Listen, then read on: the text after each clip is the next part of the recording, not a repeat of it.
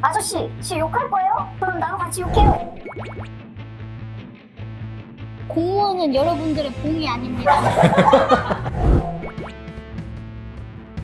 정말 내 인생에 위기가 있다면 바로 이 순간이구나라고. 내가 이 일을 선택하지 않았으면 이런 욕을 들을 일이 있었을까? 지금 현직에 있으면서 이런 얘기를 꺼내는 것 자체가 굉장히 조심스럽지만 알아주셨으면 좋겠는 거죠.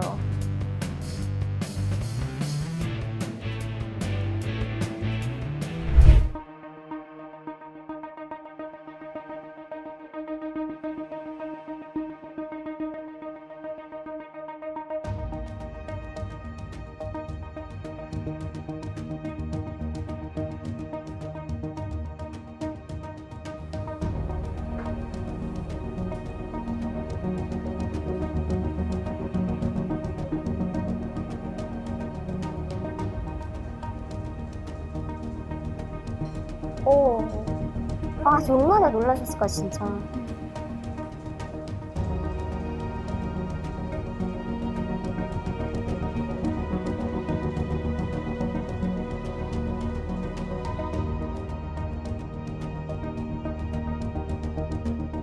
내 봉투 내놔. 구청에 갖다 줄 게 아니라 내 봉투 내놔. 진작 주제. 야, 이 너는 너 악착같이 너 죽여버릴 거야. 어? 부동산 살인자, 야구 방망이, 간첩.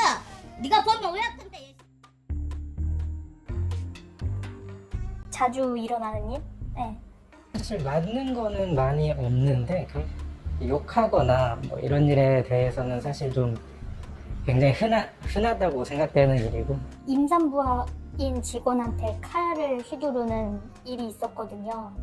그래가지고 그분이 유산을 하시고 휴직을 하셨다가 돌아올 때 굉장히 많이 무서웠다고 하더라고요.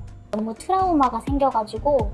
이거에 대해 사회복지 공무원들이 분개할 수밖에 없는 건 그 어느 정도 경중의 차이만 있을 뿐 내가 직접적으로 당하진 않았지만 비슷한 걸 다 당한 거예요. 그게 혹은 감정적인 폭력이든 언어 폭력이든 다 이입이 되는 거죠. 여기 쓰러지신 계장님한테. 남의 일이 아니라고 그렇죠. 생각을 하게 되니까.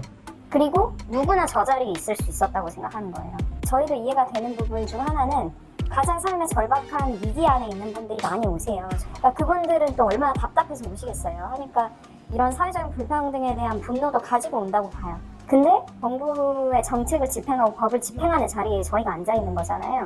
그러니까 이미 왔을 때 우리한테 피해의식이 있으신 분도 있어. 어떤 그분들의 감정의 쓰레기통. 우리는 법으로 정해진 업무를 하고 있는 사람들이기 때문에 거절을 해야 하는 상황이면 반드시 거절을 해야 하고 그에 따라서 당연히 그걸 이해를 못하고 이제 소리 지르고 뭐 이러시는 분들은 가끔 계시지만은 술을 좀 드시고 오시는 분들이 생각보다 많아요. 네. 그러니까 아침 일찍인데도 밤새 이제 술을 마시고 아침에 오시는 분들이 있으시거든요. 이제 그런 분들은 이게 이성적인 대화가 안 되는 거예요. 이게 이러저러해서 저희가 못 해드립니다라는 거를 받아들이는 게 아니고 그게 이제 격해지면 이제 욕설 나오고 이제 좀 이게 뭐 모니터를 이렇게 친다든지 저희가 이제 경찰에 신고를 하거나 하면 경찰이 와서 이제 일단은 데리고 가요. 그러면 이제 사건이 일단락 되는 것 같은데 10분 뒤에 또 그분이 또 와요. 결국엔 그렇게 해서 갔다가 다시 와서 너가 경찰에 신고했냐. 그러니까 이게 경찰을 불러도 잠깐 그때뿐이고 저희가 할 수 있는 게 좀 술 한 잔 드릴까요? 뭐 물 한 잔 드릴까요? 뭐 하면서 이렇게 대화 유도하기. 사실은 되게 부러운 부분이 저희한테 막 소리를 지르고 화분을 흔들어도 경찰분이 오시면 좀 잠잠해지시거든요. 주치자분들이 이제 오셔가지고 계속 욕을 하시니까 저희는 그래도 네 알겠습니다 이렇게 해야 되는데 경찰분은 아저씨 지 욕할 거예요? 그럼 나와 같이 욕해요? 이렇게 딱 얘기를 하시는데 너무 시원한 거예요 옆에서. 저희는 저희를 보호해줄 수 있는 어떤 게 없는 거예요 결과적으로. 어쩔 때 드는 생각은 민원인이 위고 저희가 아래, 그러니까 갑과 을의 관계 같다는 생각을 되게 많이 해요. 정정 가글병정. 그러니까 거의 뭐 그 정도인데. 더욱이 사회복지사 대부분은 여성으로 폭력에 쉽게 노출되면서 그 피해도 더 심각할 수밖에 없습니다.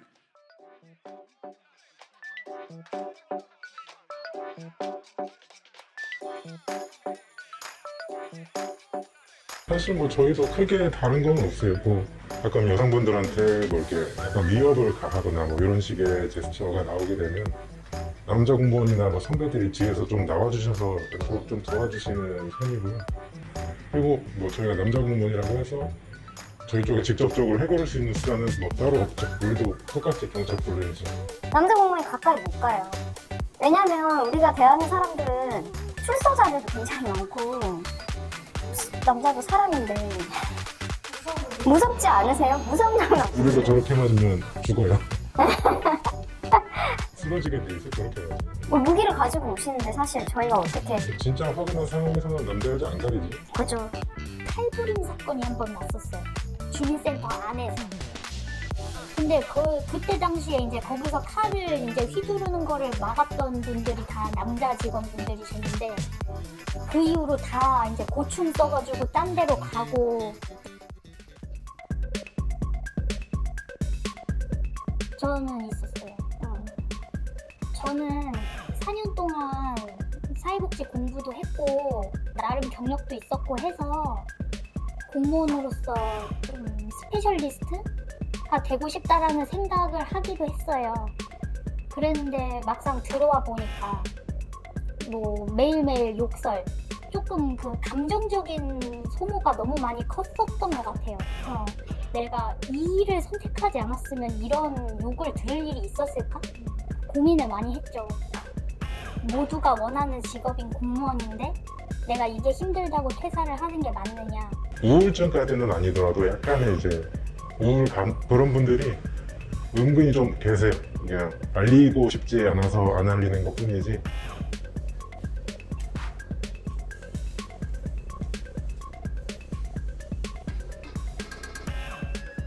제가 이제 느꼈던 개인적인 감정을 느꼈던 거는 너희들은 그래도 나랑 밥 먹고 사는데 욕 뭐 먹으면 뭐 어때? 폭력 위험해 뭐 노출되는 거. 제가 이제 공무원 퇴직을 했지만 주변 친구들이나 뭐 지인들만 해도 내가 공무원으로서 일할 때 힘든 거를 얘기를 해도 야 그래도 너는 연금 나오잖아, 너는 복지가 좋잖아 이렇게 얘기하거든요. 근데 연금은 반토막이라고. 연금 저희 국민연금 똑같이 받아요. 132만 원. 5년 일하고 퇴직금 100만 원도 못 받았습니다. 사회복지 공무원이 뭐 자상한 거 진짜 많았거든요. 근데 그게 계속 이슈가 안 되는 이유 중에 하나는 국민 정서들 중에도 그게 있는 거죠.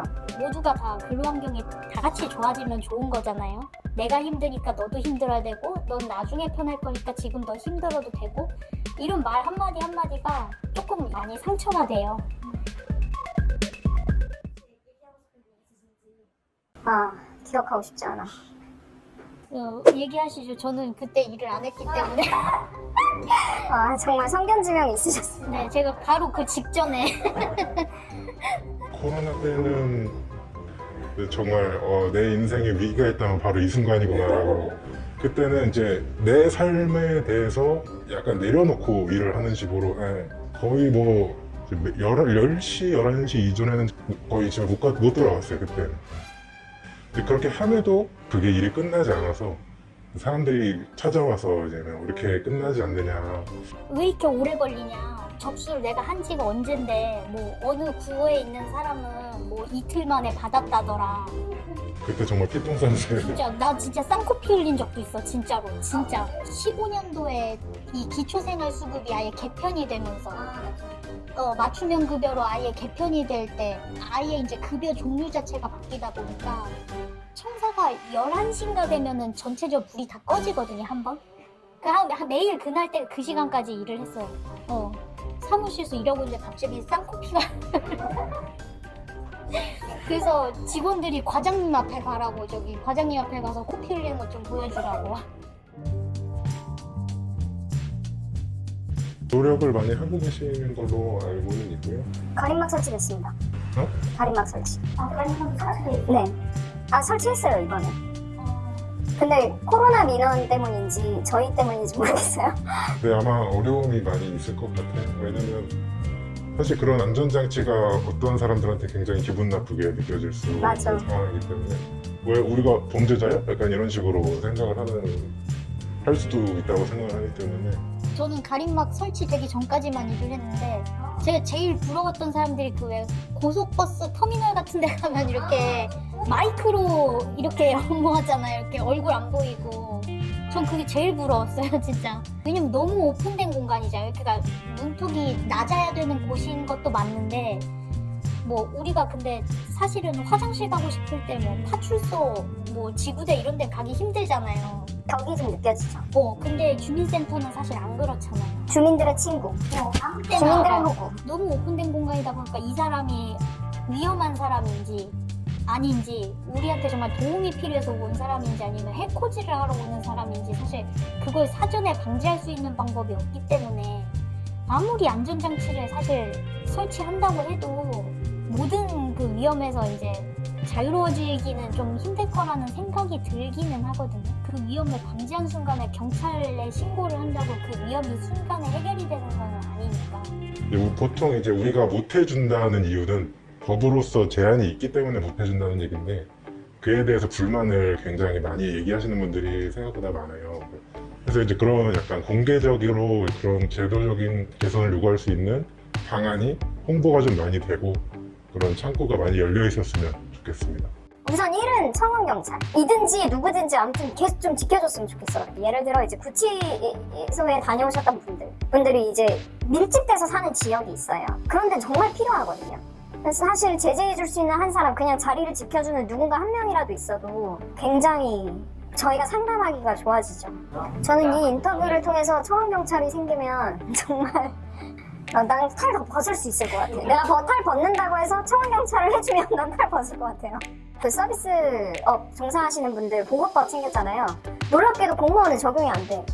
전화할 때 뭐 지금 받는 직원은 뭐 누군가의 소중한 뭐 딸이고 엄마고 이런 얘기 나오잖아요. 저희도 서비스 업종이라고 봐야 되거든요. 근데 적용시켜줬으면 좋겠어요. 저희도 시켜주십시오. 저는 공권력이 더 강화돼야 된다고 생각해요. 아이고 시원해. 공무원은 여러분들의 봉이 아닙니다. 그러니까 저희는 진짜 법에 따라서 기준이 명확히 있기 때문에 그거에 의해서 일을 하는 사람들이거든요. 공무원이 그냥 안 해주면 무능한 사람? 네가 그냥 요령껏 해주면 될 것을 안 해주고 이렇게 생각하는 게 이게 다 공권력이 약하기 때문에 일어나는 일이라고 생각을 하거든요.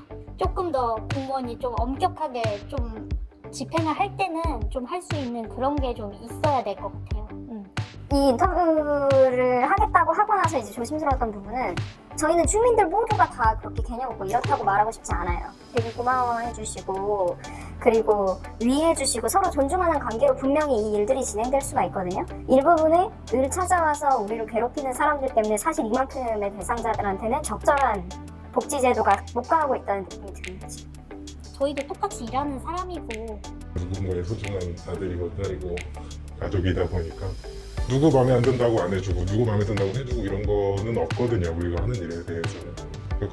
그런 부분에 대해서 약간 이해를 좀 해주시고 복지 공무원들이 많이 힘들게 일하고 있구나 좀 알아주셨으면 좋겠습니다.